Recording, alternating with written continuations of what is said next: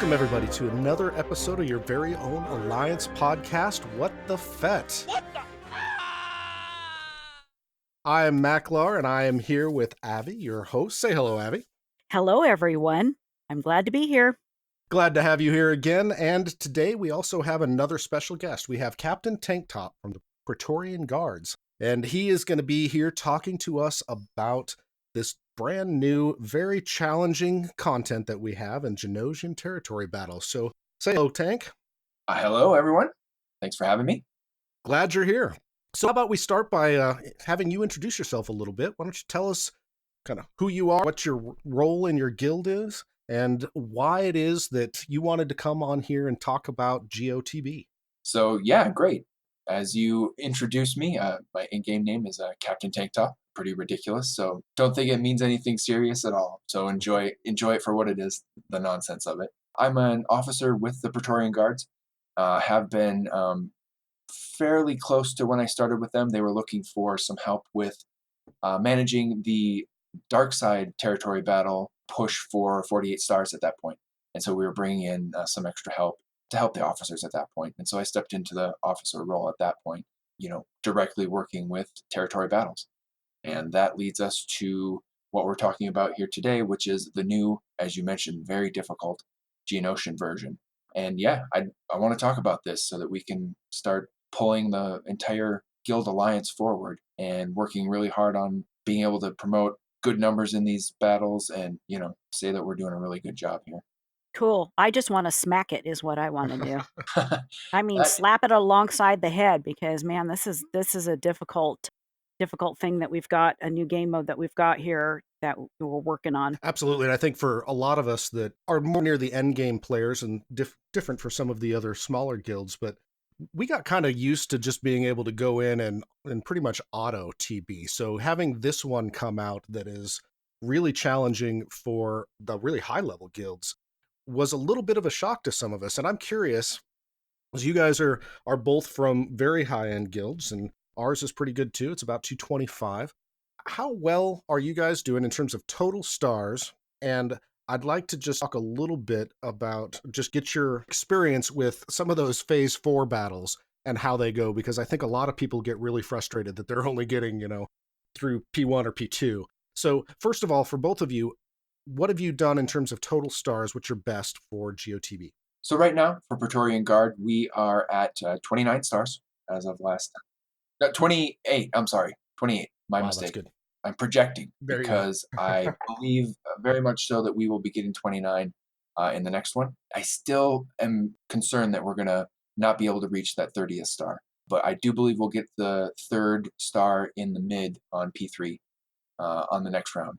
And so we should have 29 stars next time. I don't know that we'll get the ship's star in P4 to get us to 30, but I'm very confident in 29. I agree. The same here because my other guild, Bravehearts, is also about the same GP as Praetorian Guards. And we got 28 last time and we were so close to getting that 29th star. And same as Praetorian Guards, I think that we might be able to do that 29th. The 30th, I think, is still going to be a little bit more elusive because of GP, just a little bit GP. However, my main guild, which is Alpha, achieved 30 stars last time, up from 29, which was fantastic. So we were able to get that third star in P3, and we were, oh my God, in ships. That was quite the miracle. And I mean, we were 10,000 away from missing it. Wow. That's all we had. That was all the extra we had. It was a miracle that we got it. We honestly thought we had too many battles that we failed, but we managed to squeeze it through. And it was pretty awesome. I was jumping up and down the house in my Star Wars pajamas and everything and woohooing all over the house. It was great. And before we get to the second part of that question, which is your experience in the P4 and all of that from an individual level, I want to mention that the focus of this particular podcast and the reason that we have Captain Tanktop on is to talk more about the administrative side of GeoTB. So this is to give an insight to regular members on what the TB officers have to go through, and then also a lot of tips and tricks for those officers that are running GeoTB on how to get those max stars out. So we're going to be focusing on that primarily. In a future podcast, we're going to do the same topic, but we're going to focus on the member experience and talking about how individuals can really maximize their teams to help their guilds pull out those stars. This one's going to be more about planning. However, that said, I do want to get and at least touch on the member experience, because those later phases can be really frustrating from a member perspective, from just an average person perspective who goes in, because one, the battles take super long. They take a really long time to do, and they're frustrating, and especially in P4, in that you go in expecting from our previous TB experience to be able to, knock out all 4 phases, and it's not that easy. So what is the average experience? How many phases do you expect your members to get through in P4 for most of those combat missions? Right. So with Praetorian Guard, I have to say the points you're bringing up are huge, and that's exactly what is people are struggling with. They're frustrated about, just like you said, and I think that is a big part of what managing this TB is about, and managing those expectations and letting people know. For example, in the last Geo TB, we decided to attempt not filling the platoons with Houndstooth to see if we could get enough victories in the ship's battles to bring us to 3 stars. In addition to that, we already know that the battles are tough, and people the times before were definitely talking about how difficult it was, and this time it was even worse. And so one of the big things that I want to make sure that I'm telling the rest of the guild is we know this is going to be tough. This is a choice that we're making, but it's going to be difficult, and it was difficult before that as well. And so I was very clear with everyone to say what I need from everyone is to get past the first phase. That's all I need from everyone. If you can get past phase 1 with all of your battles, we have enough GP to maintain our star count. What I think is important about that is to say right off the bat, this is the expectation. This is what I think we can do. This is what I know we need to do. Focus on meeting that and set that goal rather than saying just go out there and everyone try to get as many points as you can. If you're more specific with what we need to do, I think that's really going to help people focus on the fact that that's okay. I didn't make it through P2. I wasn't expected to. It's okay. It was expected that this is as far as I was going to get. And I think that's a big part of helping people not be so frustrated with it. It's a goal. This is the little goal you need to meet, and that's beating P1. Absolutely. I actually think that it's helpful to make that expectation known for the reasons you mentioned, but then also I kind of touched on these are really long battles as well. So especially in Yes. P1, P2, all that, you got to go through all 4 phases. They take a really long time, and as their tenacity builds, it can be frustrating. P4 is actually more fun if you have the right expectations, because you don't have to go through all 4 of them. You know you're not going to get there. You only have to go through P1, and hopefully, sometimes you'll be able to beat P2 as well. And maybe you've got some super studs out there that can take out 3. Has anybody taken out all 4 in a P4 combat mission? I did once. Actually, this last time I was really surprised that I had improved in phase 4 quite a bit, and a lot of my battles were actually 3-wave battles. I did make one 4-4 battle, and that was with General Grievous and droids with the Separatists. That is the best team I've used as well, but I don't believe I beat P4 in any of the fourth round in any. Yeah, But yeah, I this is wasn't good. able to do it with any of my other accounts, but I was able to squeak by on one of them. Yeah. But I did pretty well in battles, even though with both of the guilds that I'm in, we filled only 2 platoons, so that meant we had to give up 4, Houndstooth, and that seems to alleviate a little bit of the bombardment that you get, the airstrike. Man, Yeah. that thing's cruel too, and you're lucky to make it to wave 2 or wave 3, but, if you just expect that if you just get 1 wave out of all the battles, if you plan the points right, then you're gonna be able to get the stars that you need according not only to your GP, but according to what you're gonna be able to accomplish, especially for that middle zone, which is extremely difficult, and right now we can only do, like, 1 star there and just concentrate on the rest of them. Absolutely. And one of the other things that I want to bring up is there's another thing that changed in this TB over the previous TBs, and that is that you don't know who you're going to be going up against in any particular zone. So it used to be that you'd go into a particular combat mission and you knew who it was going to be, and you could you know, prepare appropriately. But now we've got a series of folks that it might be, and it's different per player. How do you manage that? And how do you manage coaching the membership through who to use and who not to try to use in various combat missions? So for the combat mission difficulties, like you mentioned, I think, I think we did really have before some randomness to it, but the randomness was not as important in the previous versions. You couldn't get someone that was so overpowered that it made such a tremendous difference in some of the phases. And you're right. At this point, if you get certain characters that you're fighting against, and you brought in a certain team against them, you're out of luck, and you're done in phase three or round three or whatever it is. We definitely do for Praetorian Guards do our best to give the guidelines out at the start of the round. So as phase one, phase two, phase three, phase four start, I try to let everyone know in phase two, you want to make sure not to use, just in case you're going to, just in case you're going to run up against fives in a particular area. Let's try to not use Night Sisters in the bottom territory. That's off the top of my head. I don't have that picture handy. Sorry. In phase two, it's actually in the middle territory where you want it. So again, keeping notes about what you have coming up. You want to make sure that you're telling people beforehand in every way you can. And this is one of the struggles, of course, with managing TB is how do you get this information out? But in every way you can, trying to let your members know, hey, we know it's potentially a bad idea to use Night Sisters in the mid territory. So don't use them there. Getting that up front, right out there, so everyone knows it. That's the way we start. And then you go from that to honing in on any other useful teams that could be used there. So I think the way we started is you start with who you shouldn't use, and then you find out who you have left that you can use. That's the way we go about it anyway.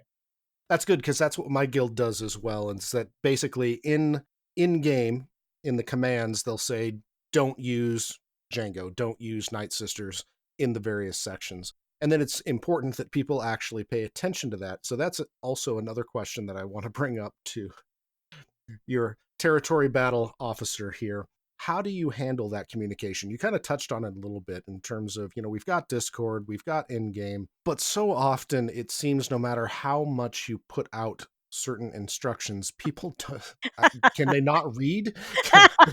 Oh my god. Yeah. Yeah, it's like, "Are my instructions like a fart in the wind? Does it just disappear?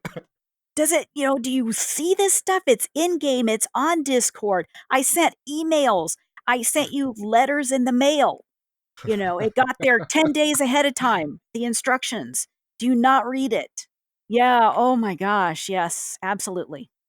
It's frustrating.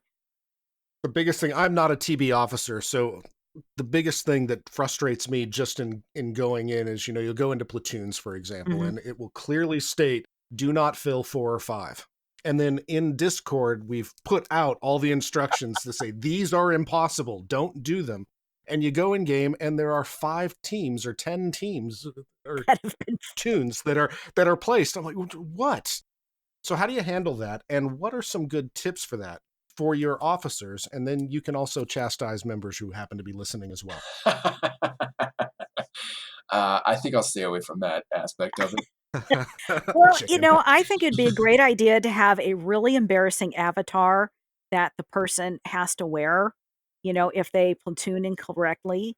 Kind of like what we do when somebody hits the raid early. We have like these really embarrassing fuchsia fluorescent avatars that says "I shot first" or something like that, I and love it. make them wear it for a few days or through the entire territory battles. That kind of a thing makes notice, and of course, their ship shards see it too, and they're asking, "What is that avatar?" Uh, um, okay, you know what? I'm never going to, miss platoon again because I don't wanna ever wear it, and that's the purpose of it. Yeah. So, I have a paddle, spankings, whatever, threats works, but still, in a sense, for me, in my guilds, we've been able to fill all the platoons, so we're not really that worried about it, but there is a guild that I'm in to where, some of the platoons can't be filled. So I really try to be careful to follow those orders, I myself have made a mistake or two, and I am so sorry, Macklar, because it was in your guild that I did that in. And I'm like, "Oh my god, are you kidding me?" I'm one of those people that made the mistake of putting in a couple extra dudes in a platoon that I shouldn't. Ugh. But it is difficult, and the game honestly, the game really needs to allow us to block that off. That is the Yes. only positive way to do it correctly.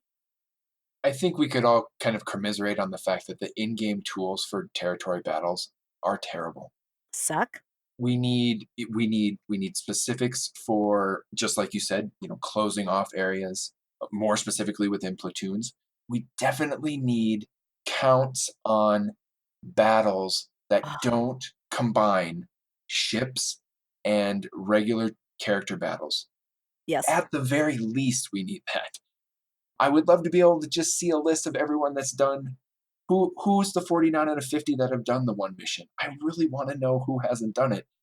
And I can't find that because combining ship battles and character battles throws it all off every time.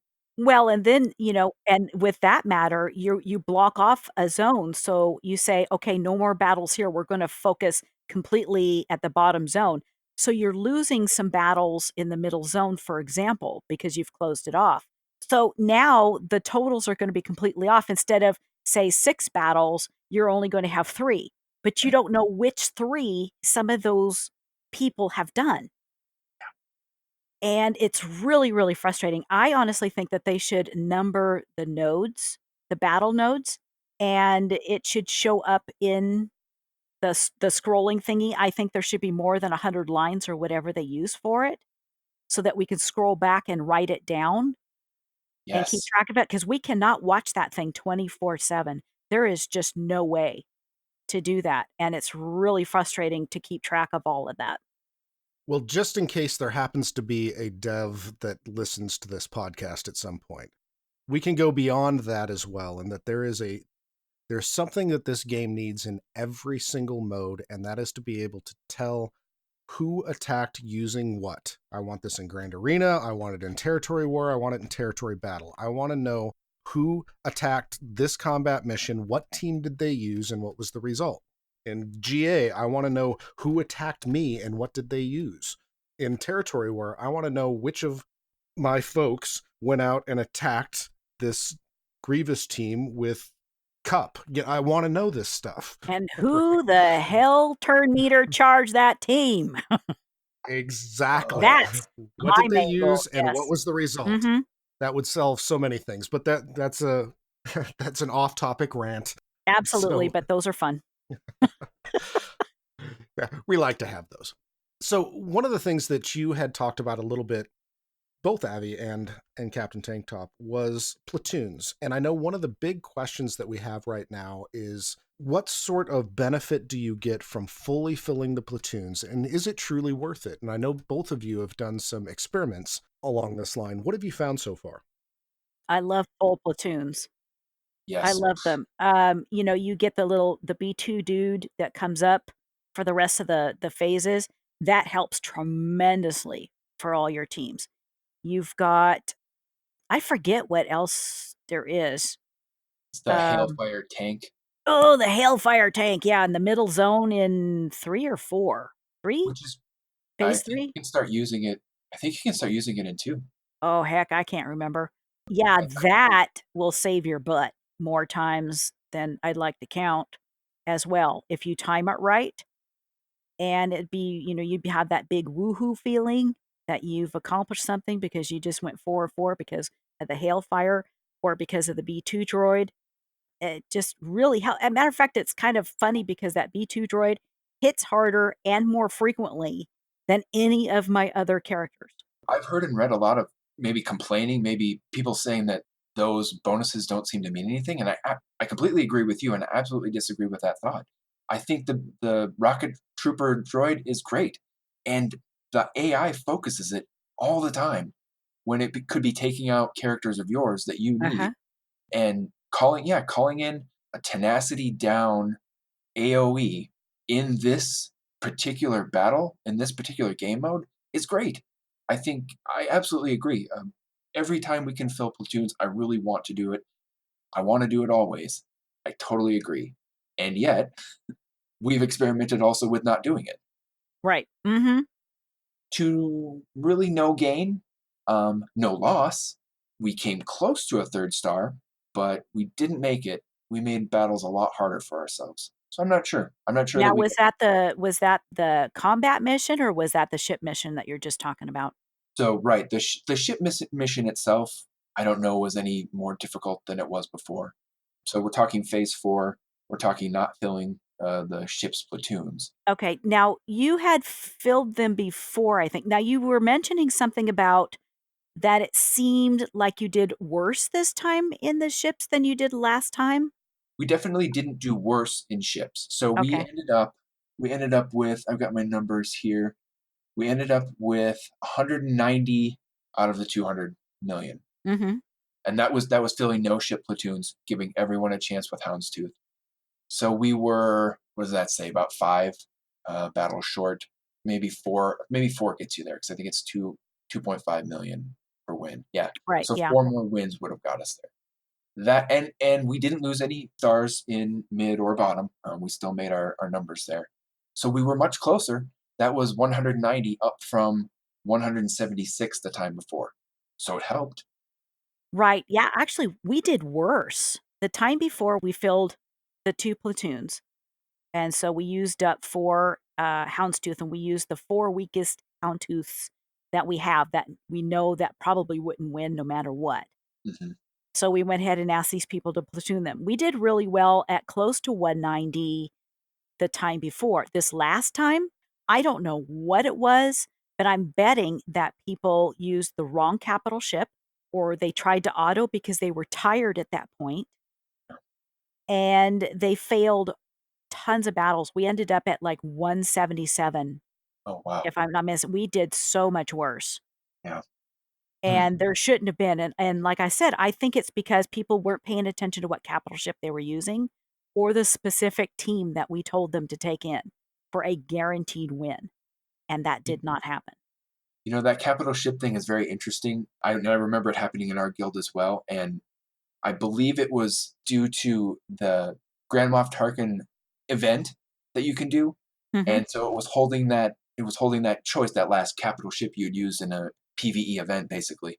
It was holding that, and people, you're exactly right. People weren't changing, and they were going in with GMT, and yeah, we lost a couple of battles from that. I know from people just saying that they had done that. Yeah, little things. And again, there's something that I didn't think to tell anybody about. I will next time. I definitely will next time, but I didn't warn anyone to double check your capital ship, and I think that's a lesson learned. Yeah. So again, another important lesson in communication is really key.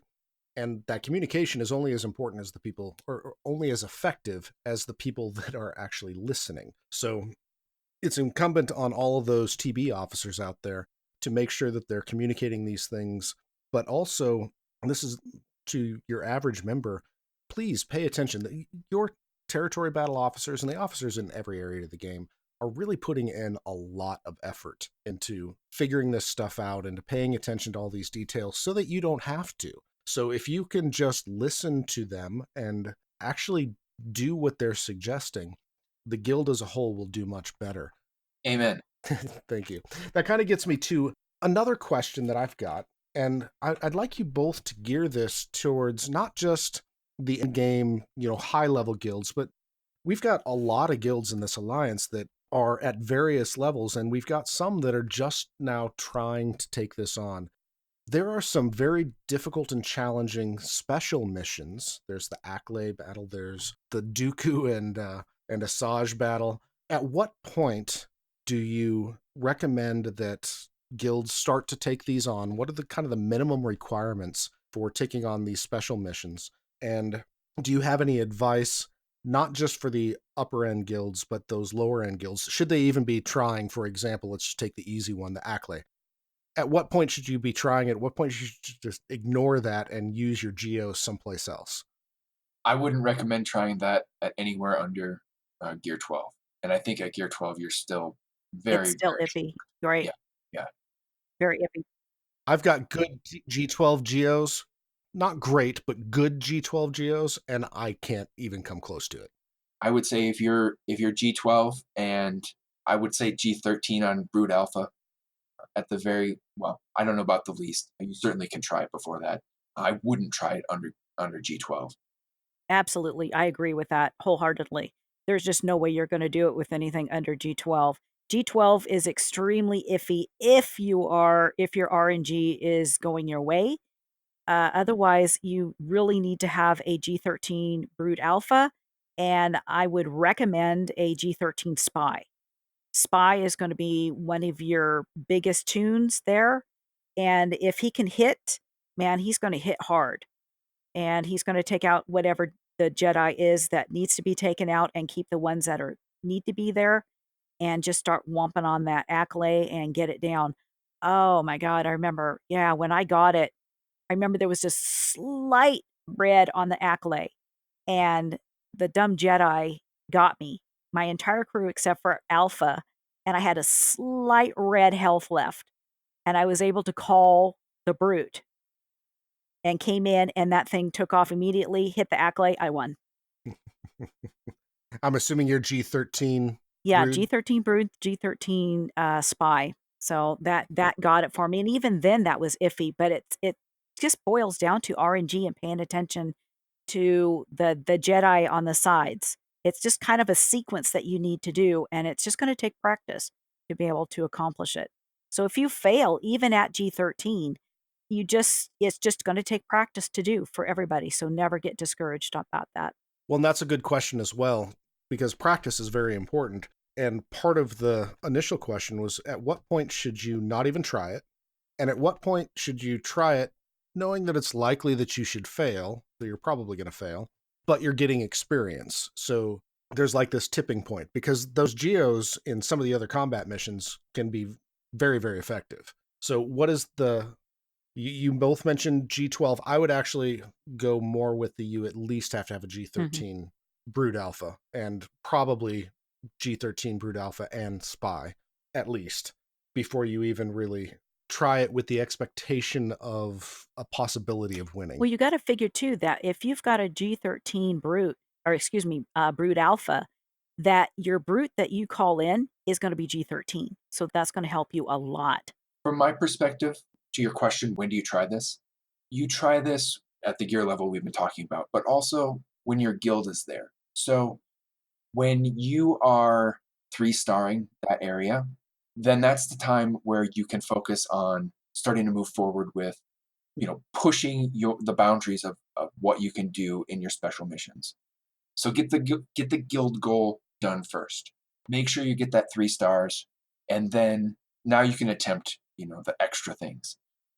We've gotten to the point in the other territory battles where it was do the special mission first because the 3 stars were given for a lot of us. And we're back into the beginning phases here where we want to make sure we get our stars first and then you hit your special mission because that's an extra. And that's what I would say. If you're not sure, then maybe hold it. Maybe see if you can get all those stars done and give it a shot with your G12 team. But get your geos to G12. I mean, there's no reason to not. You're going to want the Watt shards in the next area. Get them up. It's a good team to have. It's a great team to have in the game right now. Get them built up. They're not that hard to gear either, in comparison to a lot of other things. They're a lot of fun to play with too. Yeah, Oh, Oh god. absolutely. They are fun. They're fun to watch too as they just go. They're actually fun to watch on the other side, by the way. We just did TW, as you guys were commiserating about offline. We don't need to get into that. But I actually like them on the other side versus Treya. When I take Treya against a Geo team, it's fun to watch them just disintegrate themselves. I haven't had a chance to see that yet. Today we had like some geos that we were up against, but darn, my entire guild got in there and took them all, and I didn't get a chance to play. Oh, it's very satisfying when you just sit there and watch them, because of course they lose all their health and everything, take damage whenever they attack out of Mhm. turn, and that's all they do. So it's fun to watch. But that also goes to, from a TB officer perspective, how much effort do you put into guiding your guild into which tunes and teams they should be farming in order to beat this? And with that, what are the primary teams between General Grievous, between the Geos, between the Night Sisters, which are very effective in many of the combat missions? Which ones are you pushing your guilds, if at all, to farm and to build up? Since I've been with Praetorian Guard, this is the only time that we've directly pushed certain tunes, certain teams. And that's been at the start of it, the droids, the separatist droids, which we saw coming from a long ways away, General Grievous reworks, the addition of the B1, the B2 rework, those kind of things. We started pushing people for those. And then as the Geonosians, with the Geonosian Brood Alpha coming in, that has overtaken it as the push. Gear 13 7-star Brood Alpha has been the talk of our guild within game chat, Discord chat for weeks. And like I said, that's the only tune since I've been in the guild that we've actually pushed people to go for. We're a fairly relaxed group for a 240 million GP guild, but this one is directed from top down. Everyone, where are you? Where are you? How you doing? How come you're still at 6 stars or 4 stars or whatever it is? So yeah, absolutely. Geonosians, push, push, push. Do it now, and keep going. Get them up. I agree. Yeah, I've got a spreadsheet that I pull from Swogo database that for all the separatists and all the ships, all the dark side ships, so that I can see at any time once I sync it, I can see where everybody is at. And what I do is then I post it for everybody to see, and it's like, okay, who's at 4 stars, who's got 4 stars of this, who hasn't farmed this. Oh, I'm not seeing any progress, or I'm seeing a lot of progress on this person, so they're doing okay. Here's the totals, and then I have it color coded so that it points out who's got the completed separatists, who's got the completed ships, so that we don't have to worry about it. Anything that's basically 7 star and at least G12 in that sense. So, but it's hard when you've got all these great people in your guild, and unfortunately, maybe some aren't farming the way that you really want or need actually for the guild. Because like mine's up there with Praetorians too, and then I've got Alpha, which is 257 million, and even still, there's people who aren't farming the way that they should. And so, what do? You got to take a hard look at what you want for your guild in that sense. Do you want to focus on TB? Do you want to focus on TW? Do you want the guild all to be at the same pace? Do you want to, like, you've got your whales that get there first, and you've got your free to plays? How slow do you want your free to plays? Some of them seem to be able to use their resources very effectively, and some don't. So it's a real struggle for any guilds and any officers in the guilds to figure out how to balance that all out. And one of the ways is when you're doing your territory battles is who is going in there, who is doing their battles, or who you can kind of tell who might be autoing it and who's not, who's going in there in a specific amount of time, who's going in at the 35th hour, an hour before the next phase, and you're scratching your head and you're tagging everybody. And it's like, okay, how many times have I had to tag this person to get it done? So there's so many factors that officers have to consider for like the territory battles. And it's mind-boggling. It can be. It's overwhelming. Yeah, and you just mentioned something that we're kind of taking for granted right now, which is that we are on a 36-hour clock, right? Correct. For the various phases. And I hate that because it changes by 12 hours every time. And it offends my OCD. I like things to start at a Oh, specific me time. too. Yeah. But one of the things that has been brought up in conversations that we've had and in other places is that it looks like, well, the devs basically came back and said that was a mistake. It was supposed to be 24 hours, and there is a possibility that they may change that to 24 hours per wave or phase or Ah, whatever. Um, yeah, so all right.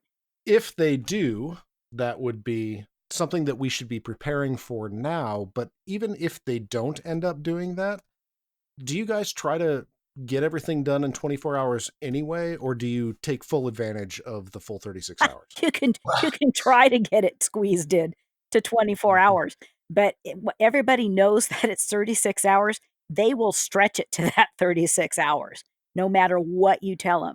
Yes, I would love for us to be able to do it in 12 hours. You know, let's get it done. But yeah, I can't make anyone not see reality and know that they have another 12 hours to do it. So I'm just happy when battles get done.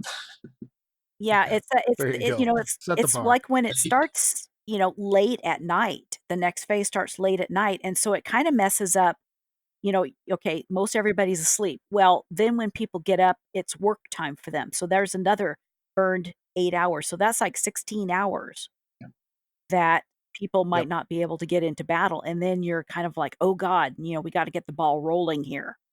I frequently Yep. find myself awake at odd hours trying to motivate people to get this stuff done and just try to get them on some kind of a schedule to do it. Now, if they did it in a sense, now realizing that they're stretching it to the 6 days, which is what the half battles is at, and they say, it's a mess up when it was released, which I think is all baloney.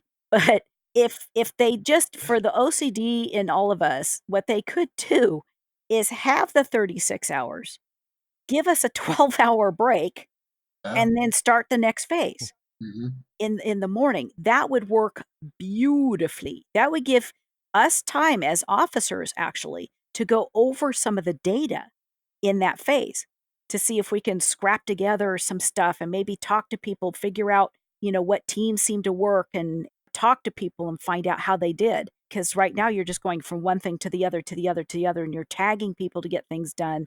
You're trying to get your spreadsheets completed. You're looking at your own battles that you have to do. And it's a lot of work. I Absolutely. love That that. would be beautiful. Yeah. Yeah, that would be great. I agree. It Yeah, mm, give us some time to catch up. Yeah, give us some time to look over what's happened and process because we don't get any time after it's done. And so you have to be, like you said, on. And as soon as one phase is done, you've got to be ready for the next phase and planning that.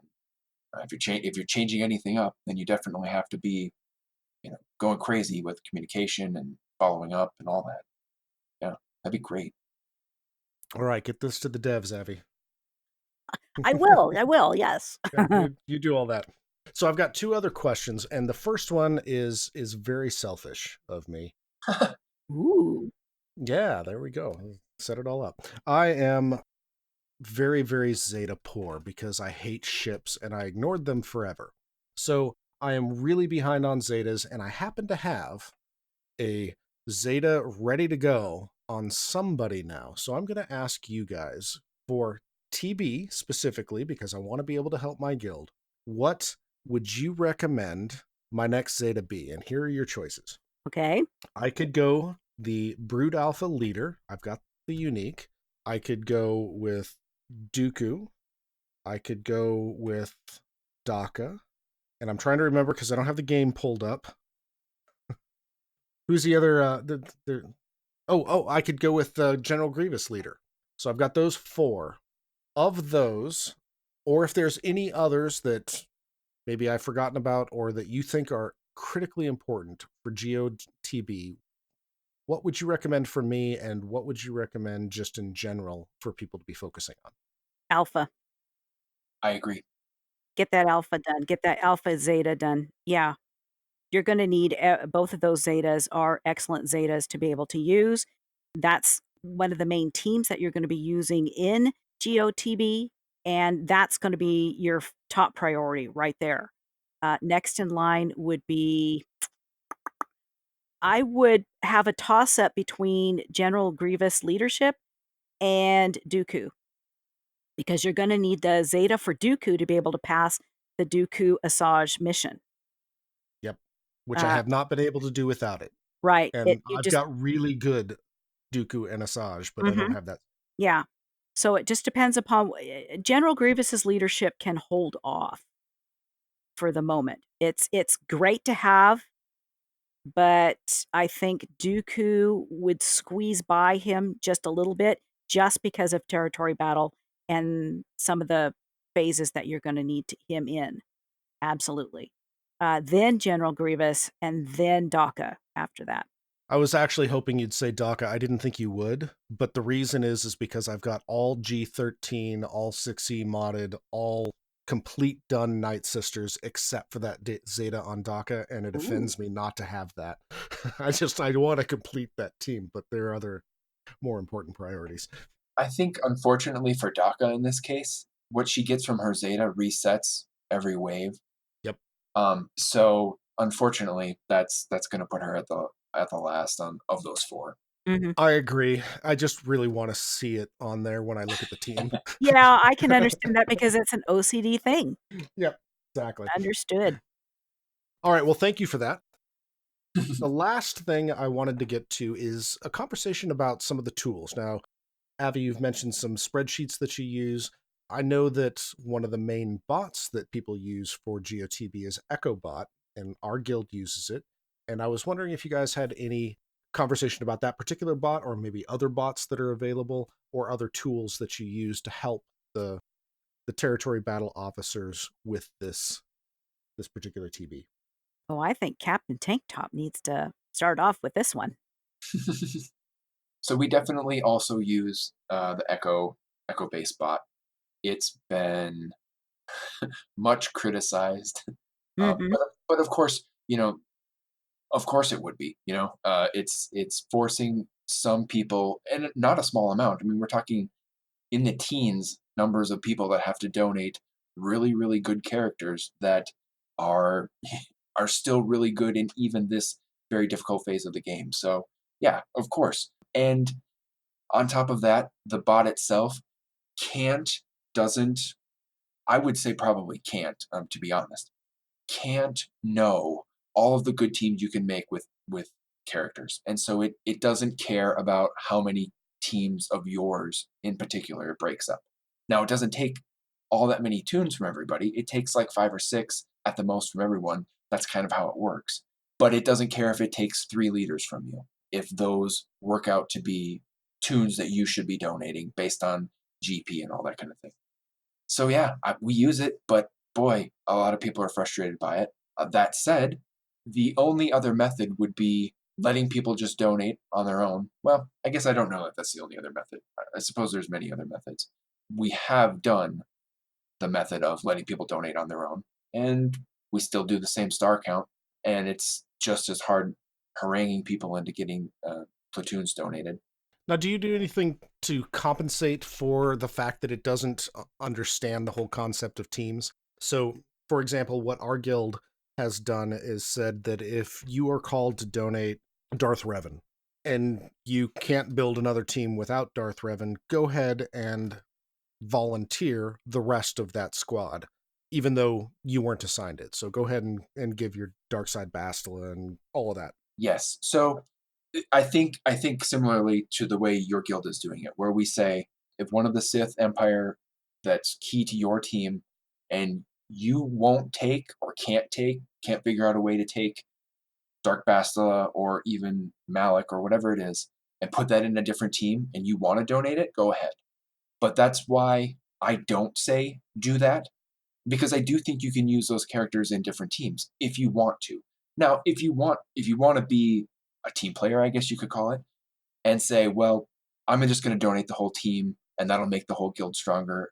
That's perfectly reasonable. But I don't know all of your characters. And so I'm not going to say, you've sacrificed one character out of a 5-person team. You can't use the rest of them. They're no good to you.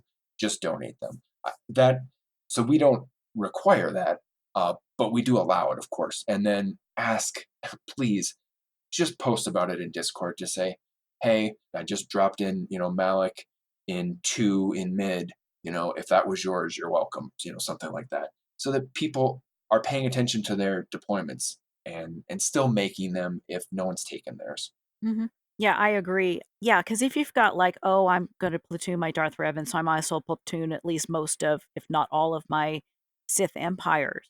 But sometimes I go, "Oh, yeah, and I've got Traya and Boss too." Okay, what do I wanna do? Okay, well, I'll just go ahead and donate the Darth Revan, but I'm gonna tell people, "Okay, I donated this faction, but I have this and this that I'm supposed to donate. Could somebody please donate this?" And usually, other people go, "Hey, I'll go ahead and do that." That's not a problem, because you wanna try to have as many viable teams as possible to complete your battles and your missions. Although I'm finding with the Geo TB that even if you just platoon, say, Darth Revan, it is possible to use the rest of your Sith Empire. For example, with an Emperor Palpatine lead. He does Absolutely. absolutely excellent. Also, you can do that without Malak. Malak can be put on another team. I completely agree. And yeah, and that's why we don't require any of that. But Right, please do it. Please do it. If and yeah, trade, right? Please do that. I can't and I don't want to facilitate everyone's deployments. And so right. rather than me going through everyone's deployments, we've got a bot do it. And please trade amongst yourselves. Please, the class, talk amongst yourselves. We'll give you a topic. Who do you want to platoon? Right. Well, it's possible to actually individualize the platoons in the EchoBot, but it's a pain in the butt to do. But from what I understand in the EchoBot is that the developer is trying to come up with a way to be able to platoon an entire faction or to be able to keep, if I remember correctly, to be able to keep the locked phase for the deployment type of thing, so it's not like it's something different every single time. But I don't know if there's other bots out there that might be able to do that as well.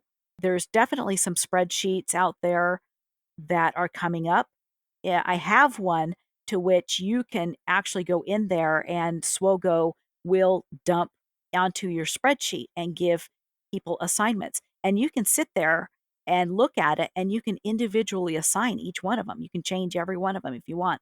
And that way, if your personnel doesn't change, say from territory battle to territory battle, you can keep that same list. It just depends on how much of a life your territory battle officer has. Oh. Exactly. That's the problem. If you've got one territory battle officer, you're screwed blue tattooed there, buddy. It's all on your own. You're the only one. You're the guy that we all kneel to and pray to the, porcelain god there. Only when things get really We'll make bad, you out of right? porcelain. Yeah, and when things get really bad, yeah, we'll have a porcelain god right there in front of you. Yep. One of the things that I love about the EchoBot, and this is mostly for the guilds that aren't able to do all of the platoons, is it very clearly tells you what platoons are impossible. So you can send out you simply can't do 4, 5, or 3, whatever it is. So don't even try. And again, it gets back to some of the communication. If you are told you cannot fill platoon X, Y, or Z, don't. Otherwise, Avi will come along and give you one of those nice little avatars for you to wear. Well, the guilds have learned that you don't want to incur the wrath of Avi. I'm learning that as well. So it's a good lesson. But with that, so we don't incur the wrath of Avi for going over in our podcast, Captain Tanktop, is there anything else that you'd like to bring up? Any other tips or tricks or closing thoughts that you have? Yeah, and I think I've kind of talked about this a little bit on and off, but do your homework. Keep notes of what you got last time. Keep notes of the individual phases to make sure that you can go back and read up. How did you do in phase 3, and why did you only get 2 stars in mid, and what can you expect? But keep those notes. Make those notes as you're going, because you don't get any time for review in TB. So you're going to have to pay attention as it's going on. Write some stuff down so you can remember the next time when it comes up. Gosh, people are asking me where they need to deploy because it's only 12 hours in, but they're not going to be around for the next 24. Where do we need to deploy again in phase 2? Oh yeah, most of it was in mid or bottom or whatever it is. Keep some notes for yourself so that you're not relearning the phases every time you get there. I think that's the biggest thing you can do and then you will feel prepared as you're going through. So write some stuff down, keep notes, and refer to them and tweak them and update them every time you go. Make notes for yourself about next time. I've got notes for myself right now saying, make sure to communicate in phase 3 that we're gonna go for 3-3-3. We're gonna go for all the stars in mid. And so, have that communication ready to go. And you're gonna do it because you've kept good notes as you're going in. Awesome. Great advice. Avi, do you have anything closing you'd like to say? Ooh, wow. Pay attention to your officers. Don't make their life as miserable as, you'd like to. They have lives and families too, and they'd like to be able to get some sleep once in a while, especially during the 36-hour phases of the territory battles. And be nice to them, bring them cookies and baskets full of baked goods, and just be Ooh, I like that. Yes. be nice to them and bring chocolates. That always helps me out a lot, and maybe, like I said, it's a basket of freshly baked goods, and that kind of alleviates some of the stress that I go through for territory battles. I'll take that as well. Perfect. Perfect. All right. Well, I think this is a great conversation, and I'm looking forward to continuing this conversation next time or in a future podcast when we talk more about the member experience of Geo TB and some tips and tricks for how the average person can do better in each of the phases, what to be farming for, how to be building our roster to be able to tackle this really amazingly challenging thing. And I actually like that it's amazingly challenging. We haven't been challenged in this way in quite a while, so I think it's pretty cool. And I'd like to thank our guest, Captain Tanktop. Thank you so much for coming on. Also for Avi, as always, for being here. And we want to thank all of you, the listeners, for listening to us and supporting us in all of this. We are so thrilled to be in this phenomenal alliance. And thank you for listening to What the Fett. We look forward to talking to you next time where we'll bring you new news, discussions, and all of that from the bottom of the songwriting pit. So for now, thank you very much for your time. God bless you, and we'll be talking to you soon.